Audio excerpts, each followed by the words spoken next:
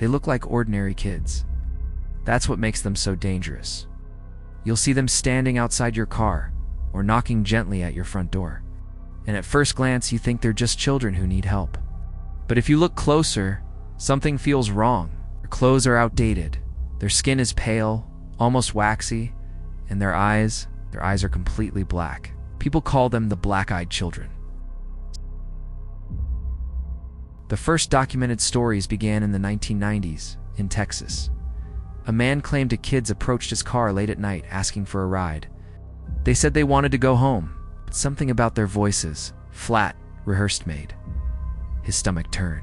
When he finally looked at their faces under the dim streetlight, he realized their eyes were nothing but pitch black. He drove away in a panic.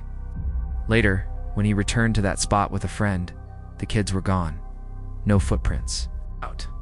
No sign anyone had been there at all.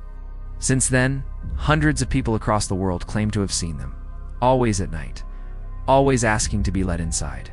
Imagine this. You're home, alone, and the house is quiet. It's late, well past midnight. Suddenly, knock, knock, knock. You peek through the peephole. Two kids, maybe 10 or 11 years old, are standing on your porch. A boy and a girl. They're dressed strangely clothes too thin for the weather. When you open the door just a crack, the boy speaks. "Please, we're lost. Can we use your phone?" His voice is polite but flat, as if he memorized the sentence. The girl doesn't speak at all. She just stares at you with her head tilted slightly down.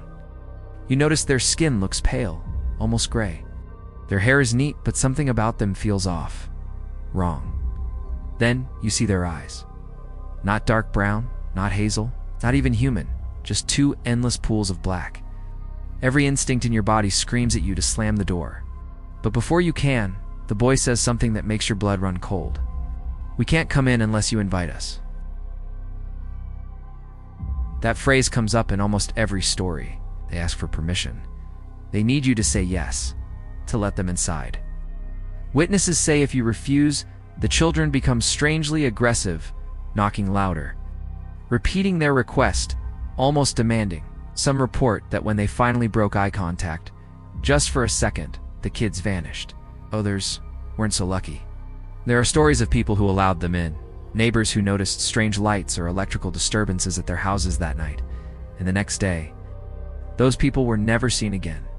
Of course, there's no proof, no police reports, no official records, just whispered accounts, which somehow makes it worse, because it means the only evidence we have are the people who survived.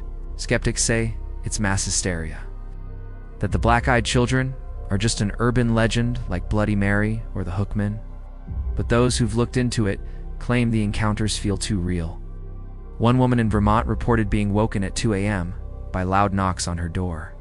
When she opened it, 2 children stood outside. They asked to come in because their parents would be there soon.